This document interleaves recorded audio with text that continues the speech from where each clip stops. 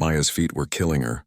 She'd been on them for nearly 14 hours straight, running between tables at the diner, refilling coffee cups and forcing smiles at customers who barely looked up from their phones.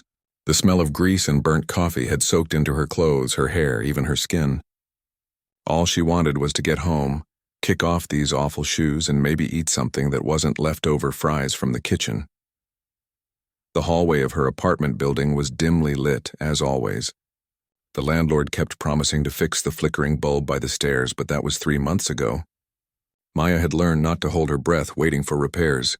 She juggled her purse, her keys, and a plastic bag with a carton of milk and some bread as she made her way down the narrow corridor to apartment 3B. That's when she saw it. A cream-colored envelope, halfway pushed under her door. Not quite all the way through, like someone had slid it there and it got stuck. Maya frowned. Bills came in the mail. Notices from the landlord were usually taped to the door. This was different. She bent down, her tired knees protesting, and picked it up. The paper felt expensive, thick and textured, heavy. On the front, written in the most beautiful handwriting she'd ever seen, was just her name. Maya Torres. Nothing else. No address, no stamp, no return sender. Just her name in black ink that looked like it came from an actual pen, not a printer. Her hand shook slightly as she unlocked her door and stepped inside. The studio apartment was small, barely big enough for her bed, a tiny kitchen counter and a second-hand couch she'd bought for $50 on Facebook Marketplace. But it was hers. She'd worked hard to afford even this little space. Maya dropped her bag on the counter and stared at the envelope. Part of her didn't want to open it. Anonymous letters never brought good news, did they? Maybe it was some kind of scam. Maybe someone had the wrong Maya Torres. Maybe it was a joke from one of her co-workers, though she couldn't imagine why anyone would go through this much trouble. She made herself a cup of instant coffee, even though it was almost midnight. Her curiosity was eating at her. Finally, she sat down on her couch and carefully opened the envelope. Inside was a folded letter, written on the same cream-colored paper. And beneath it, something that made her heart stop. A cashier's check.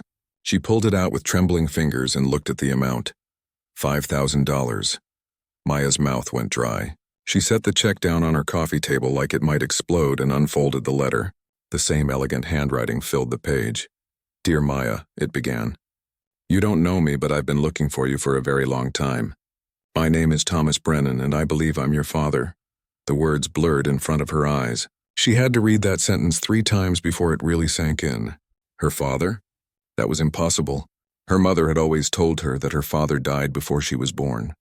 A car accident, she'd said, quick and painless. He never even knew about the pregnancy. Maya's mother had raised her alone, working 2 jobs, struggling, but always making sure Maya had what she needed. They'd been a team, just the 2 of them against the world. And 3 years ago, cancer had taken her mother away, leaving Maya completely alone. She forced herself to keep reading. "I know this must come as a shock," the letter continued. "Your mother, Christine, and I were very young when we were together. We were in love, at least I was. But my parents didn't approve. They came from money, old money, and they thought Christine wasn't good enough for their son. When they found out she was pregnant, they gave me an ultimatum. I was 19, stupid and scared. I let them convince me to walk away." Maya felt tears burning in her eyes. Her mother's name was Christine. That part was true, at least. By the time I grew up and realized what a mistake I'd made, Christine had disappeared. She'd moved, changed her phone number, cut all ties with our old friends. I hired private investigators. I spent years searching. Every lead went nowhere. And then 3 months ago, I ran into Bobby Chen. Do you remember him? He was your mother's friend from high school. He told me about Christine's passing, and I'm so sorry for your loss. He also told me where I might find you. Bobby Chen. Maya did remember him vaguely. He'd come to her mother's funeral. An older Asian man with kind eyes who'd hugged her and told her how much her mother had meant to him back in the day. She'd been so lost in grief that she barely remembered the conversation. The letter went on. "I don't expect you to forgive me. I don't expect you to want anything to do with me. But I needed you to know that I exist, that I never stopped looking for you, and that not a day has gone by that I haven't regretted leaving your mother. The enclosed check is not meant to buy your forgiveness. Consider it a tiny fraction of the child support I should have been paying all these years. Please, if you're willing, call me. even if it's just to tell me to leave you alone. I need to hear your voice. I need to know that you're okay." At the bottom of the letter was a phone number with a local area code. Maya sat there for a long time, the letter in her lap, her cold coffee forgotten. Her mind was spinning. Could this be real? Or was it some elaborate con? People didn't just find long-lost children and send them checks for $5,000. That was movie stuff, not real life, but the check looked real. She picked it up again, examining it closely. It was drawn on a legitimate bank, made out to Maya Christine Torres, her full name including the middle name she rarely used. The middle name her mother had given her. Her phone was in her hand before she realized she'd picked it up. She stared at the number written at the bottom of the letter. It would be so easy to dial it, to hear his voice, to demand answers. But what if this was real? What if her mother had lied to her all these years? The woman who'd sacrificed everything, who'd worked herself to exhaustion to give Maya a decent life, who'd held her hand through every skinned knee and broken heart.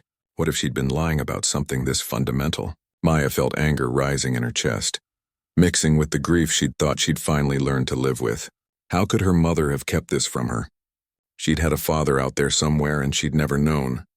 She'd spent her whole childhood watching other kids with their dads, wondering what it would have been like, telling herself it was okay because he'd loved her mother and it wasn't his fault he'd died. But he hadn't died. If this letter was real, he'd walked away, and her mother had let Maya believe he was dead rather than tell her the truth.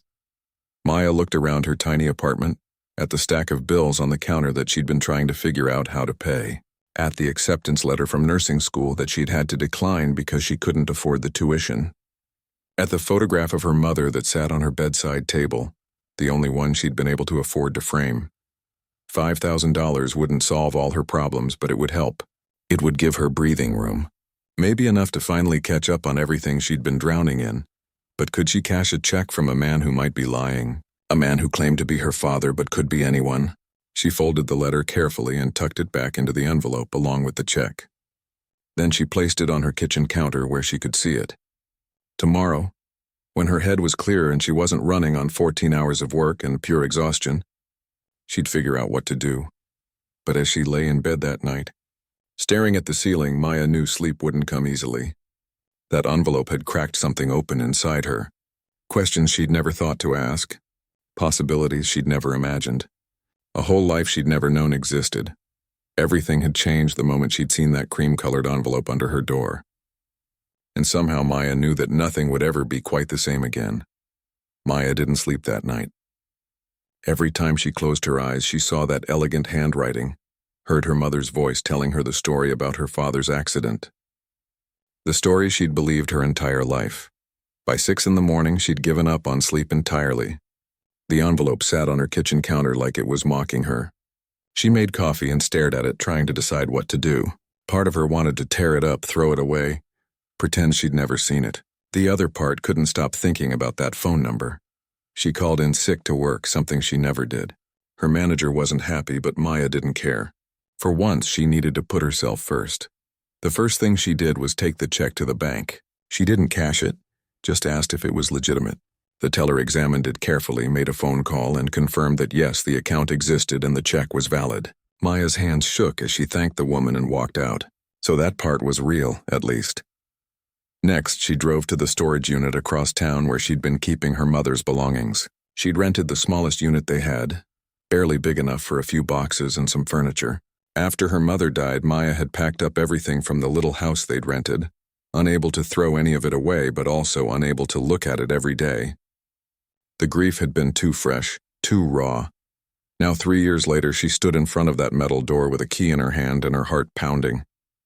The unit smelled like dust and old memories when she opened it. Cardboard boxes were stacked against one wall, labeled in her own handwriting. Photos, books, kitchen stuff, clothes. Maya pulled down the box marked photos and sat cross-legged on the concrete floor. Inside were albums, loose pictures, old yearbooks. She'd looked through these photos 100 times over the years, but she'd never been looking for anything specific. Now she studied every face, every background detail, searching for clues. Her mother had been beautiful. That was the first thing that always struck Maya when she looked at these old pictures. Christine Torres with her dark hair and warm smile, young and full of life. Most of the photos were from after Maya was born. Birthday parties, school events, holidays. Just the two of them.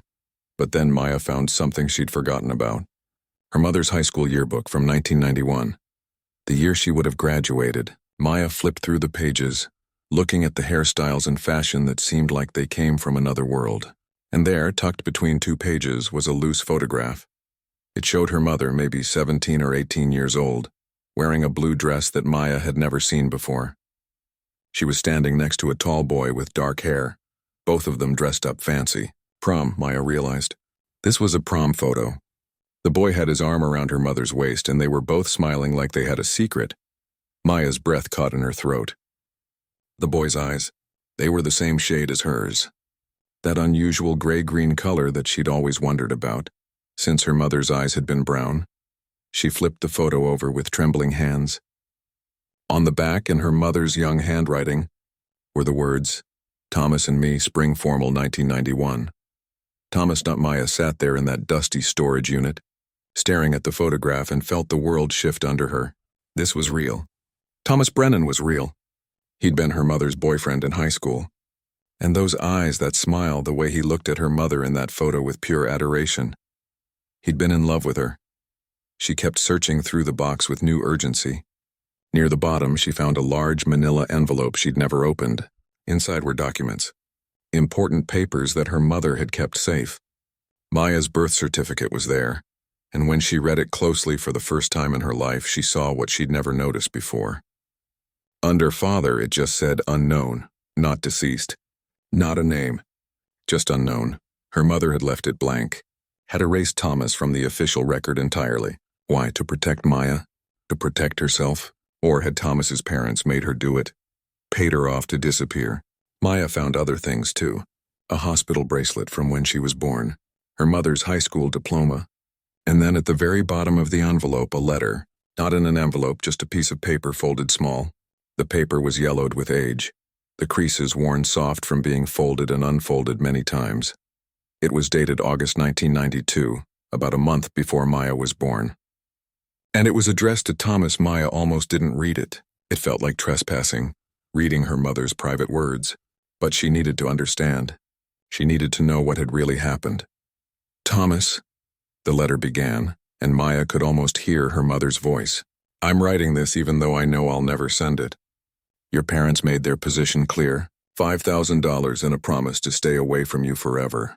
I took their money because I need it. I'm scared and alone, and I have a baby coming. I don't have the luxury of pride anymore. $5,000, the same amount Thomas had sent her. Was that a coincidence? I want you to know that I don't blame you, the letter continued. We're 19. We're kids ourselves. I can't expect you to throw away your future for me. Your parents are right about one thing. I don't come from money. I don't have connections. I'm just a girl from the wrong side of town who fell in love with someone out of her league. Maya felt tears sliding down her cheeks. Her mother had been so young, so scared, pregnant and abandoned by everyone. But I need you to know something, Thomas. This baby is yours. She's a girl, I found out yesterday. And she's going to be beautiful and smart and strong. I'm going to make sure of that. I'm going to work as hard as I have to, sacrifice whatever I need to so that she has a good life. She'll never know that her father's family paid to erase her. I'll tell her you died, that you loved us, that it wasn't your fault. I'll give her that gift, at least. The gift of a father she can love instead of one who rejected her before she was even born. The letter ended there. No signature, no closing, just those painful, honest words that her mother had written and kept but never sent. Maya sat in that storage unit and cried. She cried for her mother, 19 and pregnant and trying so hard to be brave. She cried for herself, the baby who'd never known her father. And she even cried for Thomas, who'd been forced to choose between his family's money and the girl he loved and who'd made the wrong choice. But the letter changed something. Her mother hadn't lied out of cruelty or manipulation. She'd lied out of love. She'd wanted to protect Maya from feeling unwanted, from knowing that her father's family had paid to make them disappear. In her mother's mind, a dead father was better than one who'd been forced to abandon them. Maya carefully folded the letter and put it back in the envelope with the other documents. She gathered up the yearbook, the prom photo, and the box of pictures. She had her proof now. Thomas Brennan was her father. The question was, what was she going to do about it? She drove home in a daze, barely paying attention to the road. Back in her apartment, she laid everything out on her coffee table like evidence at a crime scene. The letter from Thomas, the check, the prom photo, her mother's unsent letter, her birth certificate. Then she picked up her phone. Her best friend Keisha answered on the second ring. "Girl, you better be dying," Keisha said. "You never call in sick? What's wrong?" Maya told her everything. About the envelope, the letter, the money, the storage unit, all of it. Keisha listened without interrupting, which was unusual for her. When Maya finally finished, there was a long silence on the other end. "So you have a dad," Keisha finally said. "A real live dad who's been looking for you." "Yeah," Maya whispered. "And you're scared to call him." "Terrified." Keisha sighed. "Look, I get it. This is huge. It changes everything you thought you knew about your life. But Maya, honey, you can't just pretend this didn't happen. That man sent you $5,000 and his phone number. He's not asking for anything except to talk to you. Don't you want to hear his side of the story?" "I don't know what I want," Maya admitted. "I'm so angry at him. He left my mom. He let his parents pay her off and he just walked away. He was 19, Keisha said gently. "Same age as you when you were working 3 jobs to pay for your mom's medical bills. Remember how hard that was? How scared you were? He was a kid, Maya. A stupid, scared kid with rich parents telling him what to do. Doesn't mean it was right, but maybe it means he deserves a chance to explain." Maya stared at the phone number written in that elegant handwriting. What if I call him and he's awful? What if he's only reaching out now because he feels guilty? Then you hang up and never talk to him again, Keisha said simply. But what if he's not? What if he's been looking for you all this time like he says? What if you actually get to have a dad, Maya? Don't you deserve to at least find out? After they hung up, Maya sat with her phone in her hand for another hour. She rehearsed what she might say. She imagined different scenarios, different responses. She thought about her mother and what she would want.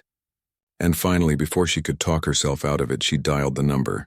It rang once, twice, 3 times. Maya was about to hang up when someone answered. "Hello?" The voice was male, deep, cautious, like he was afraid of who might be calling. Maya's throat closed up. She couldn't speak. "Hello? Is someone there?" The voice asked. "Is this Thomas Brennan?" Maya finally managed to whisper. There was a sharp intake of breath. "Maya, is this Maya?" "Yeah," she said. "It's me." And then she heard something that broke through all her anger and fear. The sound of a grown man crying on the other end of the line, sobbing like his heart was breaking and mending at the same time. "Thank you," he kept saying. "Thank you for calling. Thank you." The 2 weeks between that phone call and their first meeting felt both endless and terrifyingly short. Thomas had wanted to meet immediately, but Maya needed time. Time to process, time to prepare, time to figure out what she even wanted from this man who claimed to be her father. They'd talked on the phone 3 more times. Short conversations, awkward at first, where Thomas told her about his search for her and Maya mostly listened. He didn't push. He let her set the pace. That alone surprised her. Now she sat in a small cafe in the next town over, a place called Rosie's that Thomas had suggested because it was quiet and neutral territory. Maya had arrived 20 minutes early because she couldn't stand waiting at home anymore. She'd changed her outfit 4 times, finally settling on jeans and a simple blue sweater. Not too formal, not too casual. Like this was just a normal coffee meeting and not the most important conversation of her life. She ordered a tea she didn't want and sat at a corner table where she could see the door. Her hands wouldn't stop shaking. Keisha had offered to come with her, but Maya needed to do this alone. She needed to look this man in the eyes without anyone else there, to decide for herself if he was telling the truth. The door opened and a man walked in. Maya knew it was him immediately, even though he was older than in that prom photo, taller than she'd expected, with gray streaks in his dark hair and lines around his eyes. He wore nice clothes, a button-down shirt and slacks, but he looked nervous. His eyes scanned the cafe anxiously until they landed on her. For a moment, they just stared at each other. Maya saw her own eyes looking back at her from his face. The same unusual gray-green color. The same shape. There was no denying it now. This man was her father. Thomas crossed the cafe slowly like he was approaching a wild animal that might bolt. When he reached her table, he didn't try to hug her or touch her. He just stood there with tears in his eyes. "Maya," he said softly, "you look just like your mother." That broke something in her. Maya felt her own eyes burning. "Sit down," she managed to say. He sat across from her, hands folded on the table like he didn't trust himself not to reach for her. Up close, she could see that he'd been crying before he arrived. His eyes were red, his face blotchy. He looked like he hadn't slept in days. "Thank you for agreeing to meet me," Thomas said. His voice cracked on the words. "I wasn't sure you would." "I wasn't sure I would either," Maya admitted. "I found the prom photo. You and my mom at spring formal." His face lit up with a smile that was both happy and heartbroken. "She wore a blue dress. I saved for 3 months to rent that tux. It was the best night of my life up until that point." The smile faded.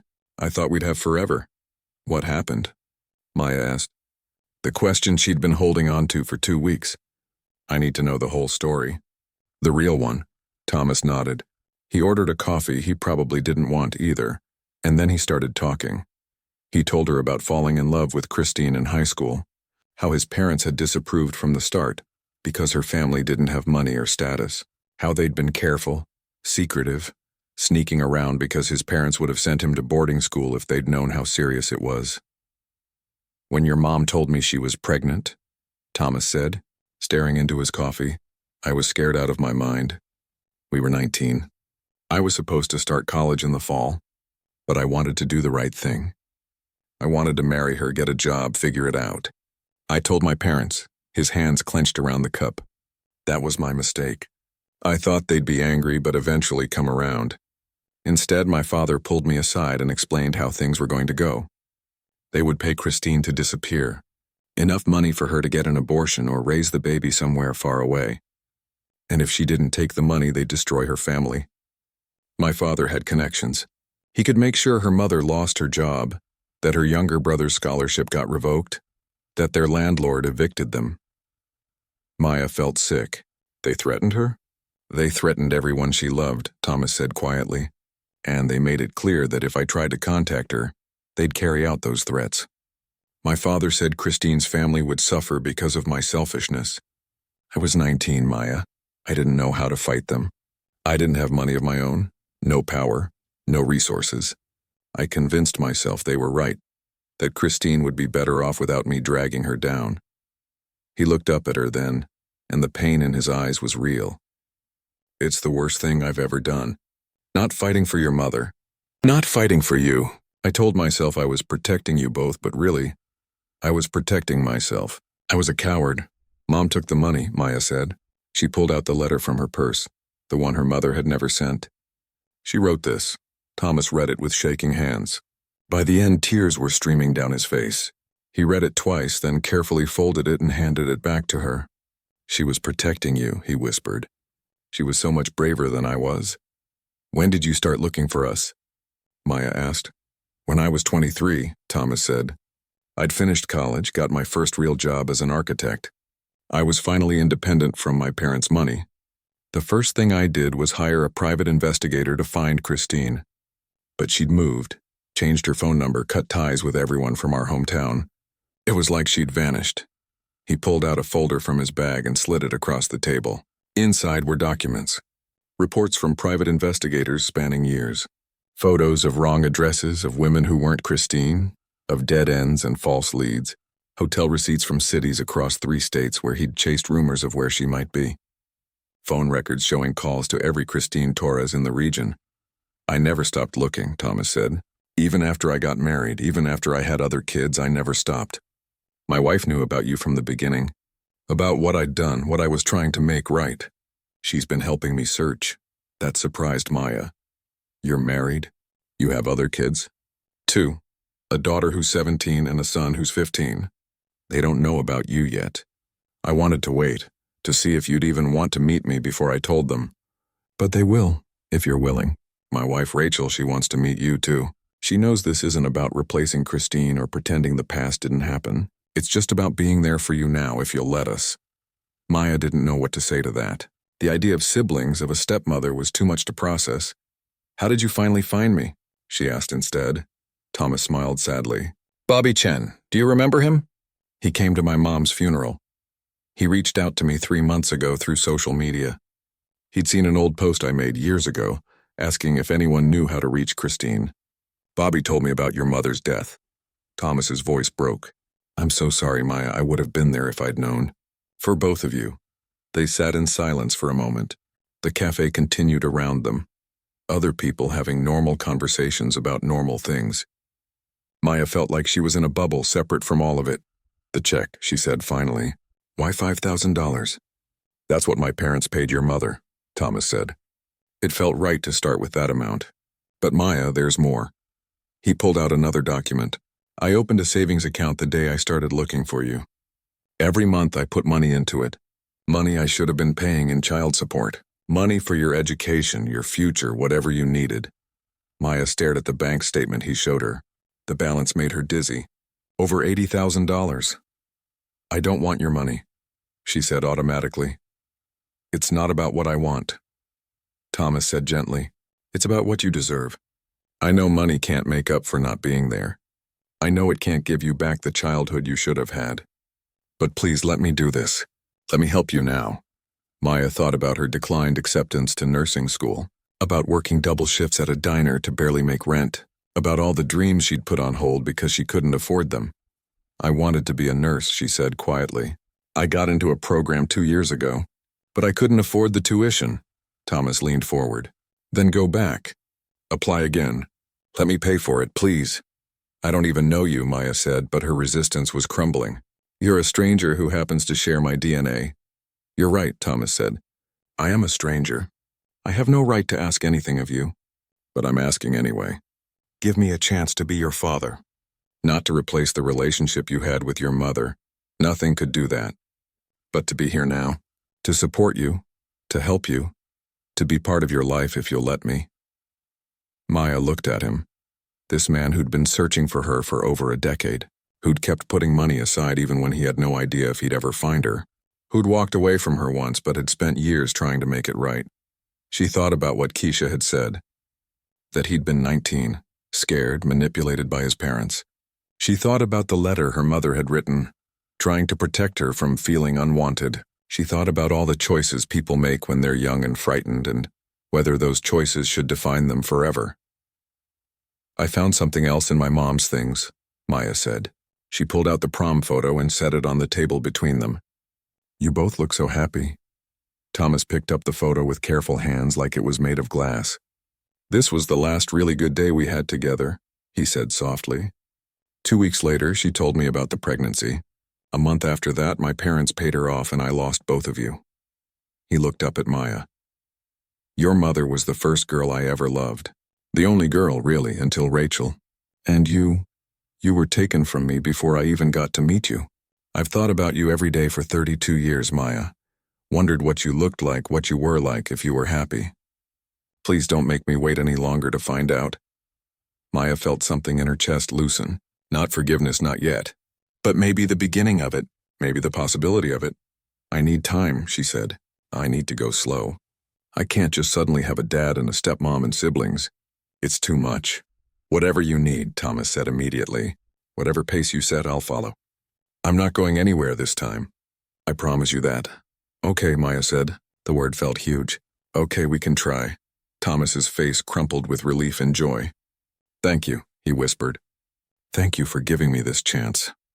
The first few months were strange in ways Maya hadn't expected. She and Thomas met for coffee every Thursday, a standing appointment that became the anchor of her week. Sometimes they talked for hours. Sometimes they sat in comfortable silence, both still learning how to be around each other. Thomas never pushed. He let Maya ask questions when she was ready, shared stories when she wanted to hear them, and respected her space when she needed to pull back. He was patient in a way that made her realize he really had been waiting for this for years. Maya finally cashed the $5,000 check. It felt like accepting something bigger than money, like agreeing to let Thomas be part of her life. She paid off her credit cards, caught up on her bills, and for the first time in years, she could breathe without that constant weight of debt crushing her chest. But she couldn't stop thinking about nursing school, about the dream she'd had to give up. One Thursday, she brought it up. I looked into the program again, she said, stirring her coffee nervously. Applications are due next month for the fall semester. But Thomas, the tuition is over $30,000. I can't ask you for that. You're not asking, Thomas said firmly. I'm offering. Maya, I have that money set aside for you. That's what it's for. To help you build the life you want. It's too much, Maya protested. You barely know me. Thomas set down his cup and looked at her intently. I know you work 2 jobs to barely make rent. I know you spend your days off volunteering at the free clinic downtown because you care about helping people even though you're exhausted. I know you visit your mother's grave every Sunday and you still tear up when you talk about her. I know you're loyal and kind and stubborn as hell. And I know you deserve every opportunity I can give you. Maya felt tears burning in her eyes. How do you know all that? Because I listen when you talk, Thomas said simply. And because I see my daughter becoming the person she was always meant to be. Let me help you get there. So Maya applied to nursing school. She filled out the forms, wrote the essays, sent in her transcripts. And when the acceptance letter came 2 months later, Thomas was the first person she called. I got in, she said when he answered, her voice shaking. I got into the program. She heard him make a sound that might have been a sob or a laugh. That's my girl, he said. I'm so proud of you. Those words did something to her. No one had said they were proud of her since her mother died. Maya sat on her couch and cried happy tears this time, while Thomas waited on the other end of the line. But accepting Thomas's help with school meant more changes. She couldn't work double shifts at the diner and handle nursing school's demanding schedule. Thomas offered to cover her rent too, but Maya couldn't accept that. Not yet, so they compromised. She'd work part-time and he'd help with what she couldn't cover. It made her feel less like she was taking charity, and more like they were partners in this. As summer turned to fall, Thomas started bringing up his family more often. His wife Rachel, his daughter Lily, who was 17 and apparently dying to meet her, his son Cameron, who was 15 and more cautious about the whole situation. They want to meet you, Thomas said one Thursday, but only when you're ready. No pressure. Maya thought about it for weeks. The idea of siblings was strange. She'd been an only child her whole life. What if they resented her? What if they saw her as some intruder trying to steal their dad? But curiosity won out over fear. In late September, Maya agreed to have dinner at Thomas's house. She almost turned back 3 times on the drive over. Thomas lived in a nice neighborhood, the kind with big houses and manicured lawns. His house was a 2-story colonial with a wraparound porch. Maya's beat-up Honda looked out of place in the driveway next to his newer sedan and a minivan. Rachel answered the door. She was shorter than Maya expected, with warm brown eyes and laugh lines around her mouth. She didn't try to hug Maya, just smiled and held out her hand. It's so good to finally meet you, Rachel said. Thomas talks about you constantly. Come in, please. The house was beautiful but lived in. Family photos on the walls, shoes by the door, a backpack thrown over a chair. It looked like a home, not a magazine spread. Maya felt her shoulders relax slightly. Thomas appeared from the kitchen, looking more nervous than Maya had ever seen him. You came, he said, relief obvious in his voice. I said I would, Maya reminded him. I know, but I was worried you'd change your mind. He gestured toward the living room. The kids are in there. They're nervous too, if it helps. It did help, actually. Maya followed him into a spacious living room, where 2 teenagers sat on the couch looking awkward. The girl, Lily, was tall and thin with Thomas's dark hair and her mother's brown eyes. She jumped up as soon as she saw Maya. Oh my God, you're here, Lily said, then immediately looked embarrassed. Sorry, I didn't mean to be weird. I'm just excited. I've always wanted a sister, and then Dad told us about you, and I've been dying to meet you for months. Cameron stayed on the couch, a younger version of Thomas with shaggy hair covering his eyes. He gave Maya a small nod. Hey, Maya said back. She looked at Lily. You wanted a sister? Are you kidding? Yes, Lily said. Cameron's okay, I guess, but he's a boy. No offense, Cam. None taken, Cameron muttered, eyes on his phone. Dinner was less awkward than Maya expected. Rachel had made lasagna, and she kept the conversation flowing whenever it started to stall. She asked Maya about nursing school, about her mother, about her life, in a way that felt genuinely interested rather than nosy. Lily asked a million questions. What was Maya's favorite color? Did she like music? Had she ever been in love? Did she want kids someday? Cameron mostly stayed quiet, but Maya caught him watching her when he thought she wasn't looking. Sizing her up, trying to figure out where she fit in their family. So you're really our half-sister, Cameron said suddenly during dessert. Everyone went quiet. That's weird. Cameron, Rachel said in a warning tone. No, he's right, Maya said. It is weird. You guys have known your dad your whole lives. I just met him a few months ago. This is weird for all of us. Cameron studied her. Do you hate him? For not being there when you were a kid? Cameron, Thomas said sharply, but Maya held up a hand. The kid deserved an honest answer. Sometimes, she admitted. Not all the time, but yeah, sometimes I'm angry about it. I'm angry that his parents threatened my mom. I'm angry that I grew up without a dad while you guys had one. But I'm also trying to understand that he was young and scared, and that he's been looking for me for a long time. It's complicated, Cameron nodded slowly. Okay, I can respect that. After dinner, Lily dragged Maya up to her room to show her something. The room was exactly what Maya expected from a 17-year-old, covered in posters and fairy lights and piles of clothes. I made you something, Lily said shyly. She pulled out a photo album. Dad gave me copies of pictures from when you were little. Your mom sent him a few over the years before they lost touch. And then I added pictures of us, of our family, so you could see what you missed but also what's here now if you want it. Maya flipped through the album with tears in her eyes. Baby pictures of herself that she'd seen before, mixed with photos of Thomas's family, Lily as a baby, Cameron learning to ride a bike, family vacations, birthdays. And then, toward the back, recent photos, including some from their dinner tonight that Rachel must have taken when Maya wasn't paying attention. Thank you, Maya whispered. This is really sweet. I just want you to know you're part of this family, Lily said earnestly. I know it's weird and you barely know us, but you're my sister, if you want to be. Maya hugged her then. This girl who was technically a stranger but who'd accepted her without question. Lily hugged back tight. When Maya left that night, Thomas walked her to her car. That went well, I think, he said hopefully. Your family is nice, Maya said. Really nice. Rachel's great. And Lily is sweet. Cameron's coming around, Thomas said. He just needs time. I get it, Maya said. This changes things for them, too. Their dad suddenly has another daughter. That's a lot. Thomas looked at her seriously. Does it bother you? That I have other kids? That I was there for them when I couldn't be there for you? Maya had thought about this a lot. It did at first, she admitted. But it's not their fault. And honestly, I'm glad you were a good dad to them. It means you can be a good dad now because you've had practice. The months that followed fell into a new rhythm. Maya started nursing school, threw herself into her studies. She was older than most of her classmates, but that just meant she was more focused. She'd waited too long for this opportunity to waste it. She had dinner with Thomas's family once a month. Slowly, she got to know them. Rachel's dry sense of humor, Lily's enthusiasm for everything, Cameron's quiet intelligence. They made room for her in their lives without trying to force anything. Thomas came to her first big exam, waiting outside the testing center with coffee and encouragement. He helped her study for her anatomy final, quizzing her on bones and muscles until she could recite them in her sleep. He was there consistently in all the small ways she'd missed growing up.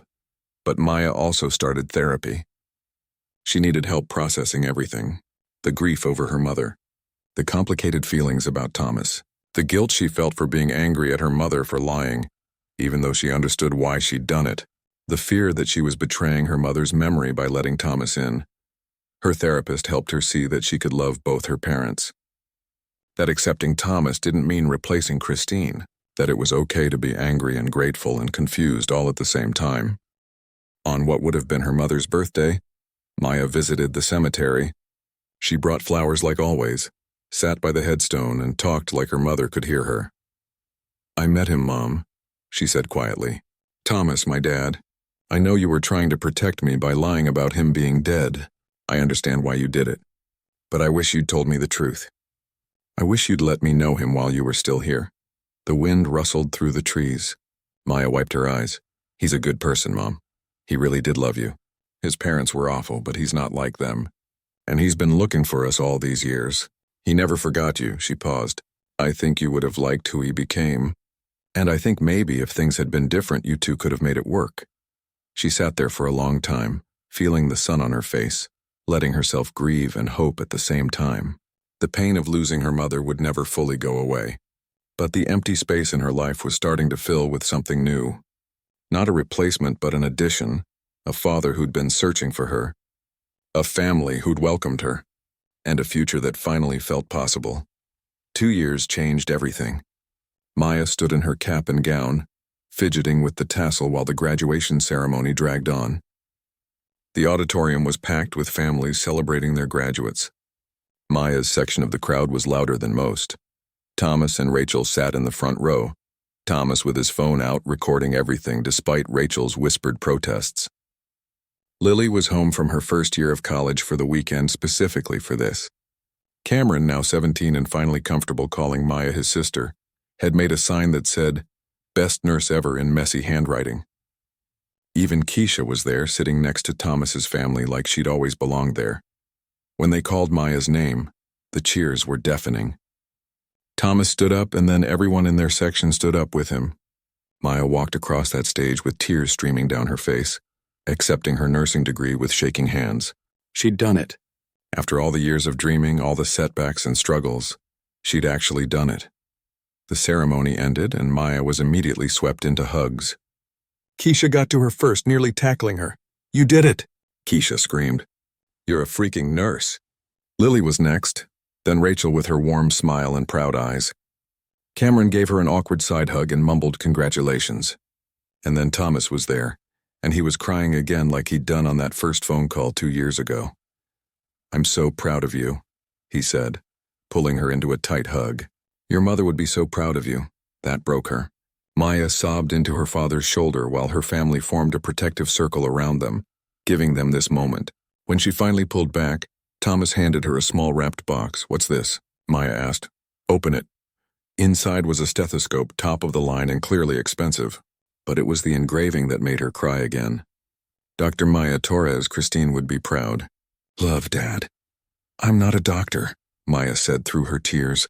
"Just a nurse." "Yet," Thomas said with a smile. "You're just a nurse yet. Who knows what you'll do next?" They went to dinner at a nice restaurant, the kind Maya would never have been able to afford before. Thomas insisted on paying, and for once Maya didn't argue. They were celebrating. Her family, this strange patchwork of people who'd come together because of an envelope under a door, filled a corner of the restaurant with laughter and love. "So what's next?" Rachel asked over dessert. "Have you heard back from the hospital?" Maya grinned. "I got the job. Pediatric unit at City General. I start in 2 weeks. More cheers, more congratulations." Cameron, who'd been quiet most of the meal, spoke up. "That's the same hospital where Mom volunteers, right?" "It is," Maya said. Rachel had been volunteering at City General for years, working with young cancer patients. It was part of why Maya had wanted to work there. She'd shadowed Rachel during one of her clinical rotations and fallen in love with the work. "Guess we'll be seeing each other even more," Rachel said with a warm smile. "I'm glad. It's a good hospital. The kids there are lucky to have you." After dinner, Thomas pulled Maya aside while everyone else was saying goodbye in the parking lot. "I have something else for you," he said. "A bigger gift. But you have to promise to hear me out before you say no." Maya was immediately suspicious. "What did you do?"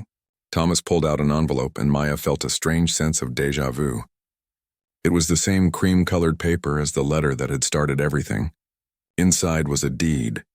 "It's your mother's house," Thomas explained quickly as Maya stared at the document in shock. "The one where you grew up. I bought it from the current owners. I've had it renovated, updated. It's yours, Maya, free and clear." "Thomas, I can't. Let me finish," he said gently. "I know you can't accept me just giving you a house. So here's the deal. You live in it rent-free while you get established in your career. Build up some savings, get your feet under you. And someday when you're ready, you can pay me back. No interest, no timeline. Or you can keep it as a gift from a father who's trying to make up for lost time. Either way, that house belongs to you." Maya couldn't speak. The house where she'd grown up, where her mother had raised her, where all her childhood memories lived. She'd driven past it sometimes, seeing other families living there, feeling that ache of loss all over again. "Why?" she finally whispered. "Because your mother loved that house," Thomas said. "Because you have a right to the home where you grew up. Because I can afford to do this and it would make me happy to know you're somewhere safe and meaningful. And because I love you, Maya. You're my daughter, and I want to give you the world even though I know you're too stubborn to just take it." Maya hugged him tight. "Thank you," she said. "Thank you for everything. For finding me, for not giving up, for being patient while I figured out how to let you in. Thank you for being my dad. Thank you for giving me the chance, Thomas said, his voice thick with emotion. Best decision I ever made was sending that letter. Even though I was terrified you'd throw it away. I almost did, Maya admitted. That first night I almost tore it up. What made you keep it? Maya thought back to that evening 2 years ago, standing in her tiny apartment holding an envelope from a stranger. Hope, she said finally. I think part of me was hoping for exactly this. For family. For answers. For someone to tell me I wasn't alone. The next week, Maya moved into her childhood home. Walking through those familiar rooms with fresh paint and new appliances was surreal.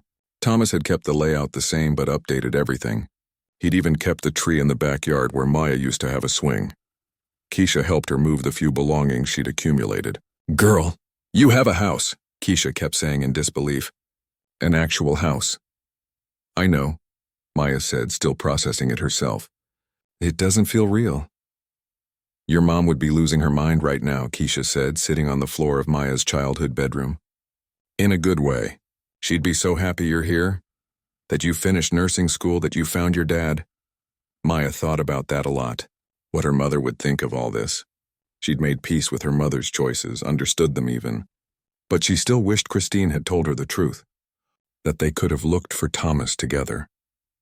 That her mother could have had this too, a second chance with the man she'd loved, the family she'd deserved. But Maya couldn't change the past. She could only move forward. She hung the prom photo of her parents in the living room, next to more recent pictures of her new family. Past and present side by side, she set up a small altar for her mother in the bedroom, with her favorite flowers and the letter she'd written but never sent to Thomas. Starting work at City General was both exciting and terrifying. Maya threw herself into the job, determined to be the best nurse she could be. The pediatric unit was challenging but rewarding. Kids recovering from surgery, dealing with chronic illnesses, fighting cancer. Maya gave them everything she had. Rachel really did volunteer on the same floor, and they often grabbed lunch together.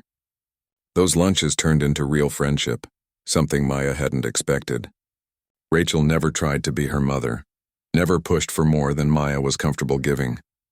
She was just there, steady and kind. Another person in Maya's corner.